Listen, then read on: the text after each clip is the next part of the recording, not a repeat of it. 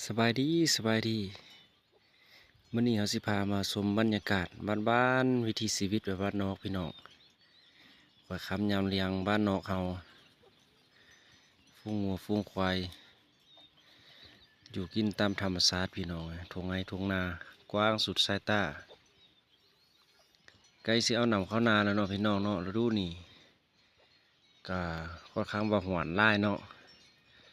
ฤดูหวานใกล้สิว่ายามสงกรานต์แล้ว หลังจากเหลียวสงกรานต์ก็จะได้เอาหนำเริ่มเสือไห้เสือนาเนาะเก็บไว้ไถเฮ็ดนาอยู่บ้านนอกบ้านนาเฮาพี่น้องฝูงวัวฝูงควายเต็มเลยบรรยากาศบ้านๆวิถีชีวิตแบบบ้านนอก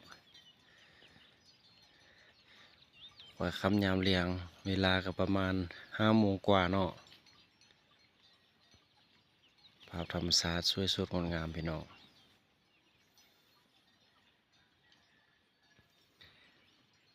เป็นฝูงวัวฝูงควายของชาวบ้าน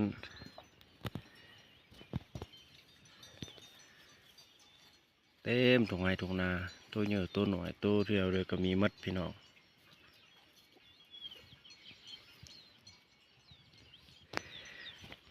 ส่วนบ้านจะอยู่ทางนี้เนาะอยู่ทางเบื้องนี้อยู่ตามติดกับสายภูตัวนี้พี่น้องเลยนี่ตัวลงเรื่องเหมือนวัดเนาะนี่คือเอิ้นว่าภูจอมโก้นพี่น้องสูงเนาะสูงพอสมควรพี่น้องเลยต้นไม้ใหญ่ต้นไม้ใบหญ้าใหญ่เอาไว้ไถเฮ็ดสวนอยู่เทิงบ้านเทิงภูกระมีพี่น้อง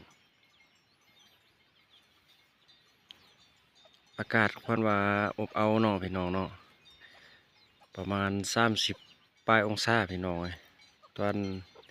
สวยเนี่ยถือว่าหัวลายพอสมควรเนาะให้เวียกเฮ็ดงานเกือบสิเฮ็ดบ่ได้พี่น้องเลยแต่ว่าต้นเลี้ยงนี่ก็ค่อยค้ำยามเลี้ยงแต่เป็นแดดอ่อนลงก็ยังไข่เนาะออกไปใส่มาใส่ก็ได้ตอนสวยนี่ถือว่าหัวลายพอสมควรพี่น้อง